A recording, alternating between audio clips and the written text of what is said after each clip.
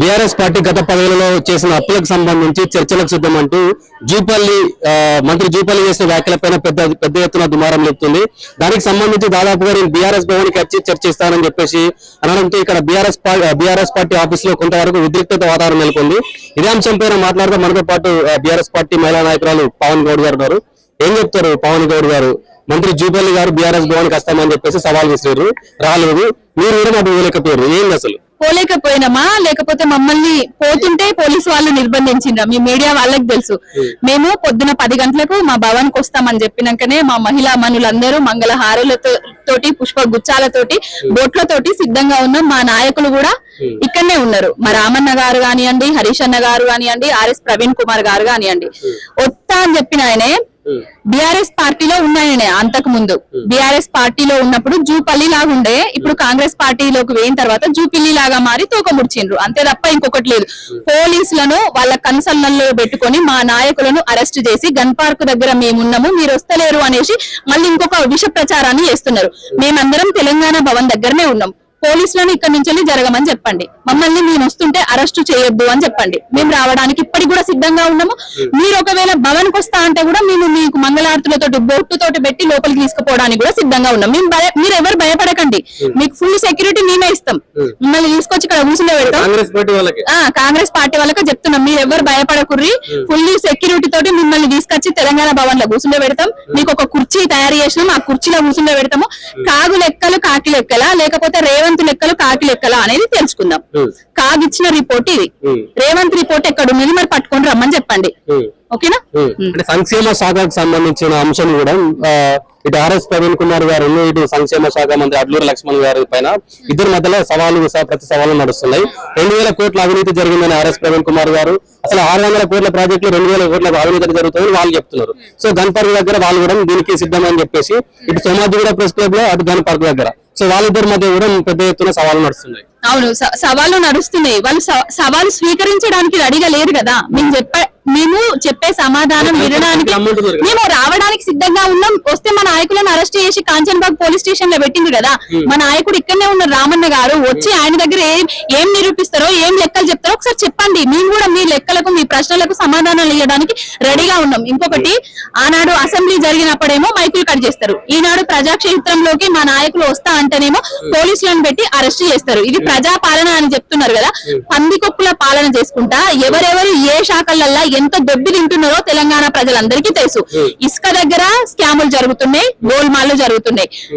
ఏదైతే ఈ టెండర్స్ ఉన్నాయో వైన్స్ టెండర్స్, అవి దాంట్లో కూడా ఆ టెండర్లలో కూడా గోల్మాల్ జరిగింది.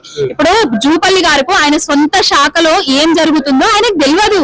ఇప్పుడు ఏదో మధ్యలో సందట్లో సడమియాలాగా ఇక్కడికి వచ్చి నేను ఇదస్తా అదస్తా అని లెక్కలు చెప్తున్నాడు తప్ప ఇంకొకటి ఏం లేదు. అడ్లూరి లక్ష్మణ్ గారికి ఒకటే అడుగుతున్నా, ఆర్ఎస్ ప్రవీణ్ కుమార్ గారు సెక్రటరీగా ఉన్నప్పుడు, బాపు కేసీఆర్ గారు ముఖ్యమంత్రిగా ఉన్నప్పుడు గురుకులాలల్లా పిల్లలు ఎవరన్నా చనిపోయినరా? పిట్టల్లాగా రాలిపోయినరా? మీరు అధికారంలోకి రావడానికే పిల్లలందరూ ఎందుకు చనిపోతున్నారు? అధికారంలోకి వచ్చిన తర్వాత పురుగులమ్మన్నా ఎప్పుడన్నా పెట్టిన మా గురుకులాలల్లో 1000కి పైగా గురుకుల పాఠశాలలను పెట్టింది బాపు కేసీఆర్ గారు. ఆ గురుకుల పాఠశాలల్లో ఆరుట్లలో కేసీఆర్ గారు కట్టించిన పాఠశాలకు సున్నాలేసి కన్నాలేసుకుంటా దాంట్లో సభ పెట్టి కేసీఆర్ గారిని నిందిస్తారు. భ్రష్టు పట్టించిండు విద్యా సంస్థలను అని అంటారు. కేసీఆర్ గారు భ్రష్టు పట్టిస్తున్నారా? ప్రతి వ్యవస్థను నువ్వు భ్రష్టు పట్టిస్తున్నావా? తెలంగాణ రాష్ట్రంలో ముఖ్యమంత్రి అయినాక 10 ఏళ్లలో సంబరపడ్డం కేసీఆర్ గారి పాలనలో.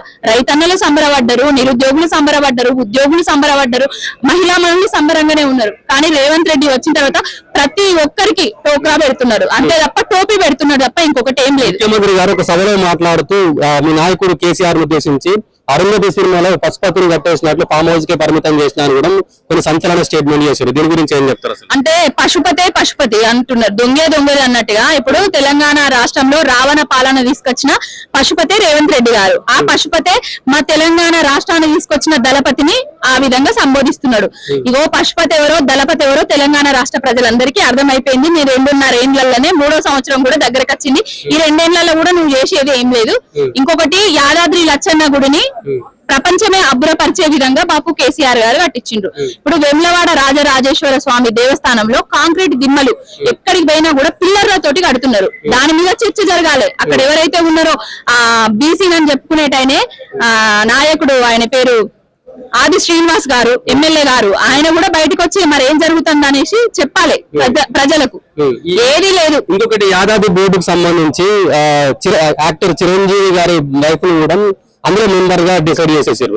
సో అది అవసరం అంటారు అసలు ఈ సిచ్యువేషన్ లో? అంటే రేవంత్ రెడ్డికి అవసరము. రేపు జూబ్లీ అది హైదరాబాద్ జిహెచ్ఎంసీ ఎన్నికలు వస్తున్నాయి కదా, వాళ్ళు అవసరం కాబట్టి వాళ్ళకి ఇచ్చిండ్రు. ఇప్పుడు కేసీఆర్ కాంగ్రెస్ పార్టీలో ఇంకా నాయకులు అదే వాళ్ళ అంటే కాంగ్రెస్ పార్టీలో ఉద్యమకారులు లేరు, కాంగ్రెస్ పార్టీలో కాంగ్రెస్ జెండా మోసిన వాళ్ళు లేరు, కాంగ్రెస్ పార్టీని అధికారంలోకి తెచ్చిన వాళ్ళు లేరు. కాబట్టే ఆనాడు ఏదైతే తెలంగాణ ఉద్యమాన్ని నీరుగార్చడానికి చూసినా, తెలంగాణలో పార్లమెంట్ సాక్షిగా రాజ్యసభలో తెలంగాణ బిల్లును వ్యతిరేకించిన చిరంజీవి గారి సతీమణికి ఎవరైతే 11 రోజులు తెలంగాణ వస్తే అన్న పానీయాలు మాని ఉపవాసం ఉన్న పవన్ కళ్యాణ్ గారి వదిన గారికే యాదాద్రిలో మెంబర్ గా అవకాశం ఇచ్చిర్రు. ఇప్పుడు యాదాద్రిలో మెంబర్ గా అవకాశం ఇచ్చిర్రు, ఇచ్చిర్రు కానీ మా తెలంగాణ నుంచి తిరుపతికి ఎంత ఆదాయం పోతుందో మా యాదాద్రికి కూడా గంతే ఆదాయం రావాలి. అసలు ఇదే ముఖం పెట్టుకొని ఇప్పుడు యాదాద్రికి ఆయనకి బండ పెట్టిన ఆయనే కాదు రేవంత్ రెడ్డి అనేటైన. ఇప్పుడు చిరంజీవి ఫ్యామిలీ వాళ్ళు ఒక వజ్రమో ఒక వైకుంఠమో ఒక కిరీటమో చేసిన వాళ్ళు కాదు, వాళ్ళ కాంట్రిబ్యూషన్ ఏం లేదు.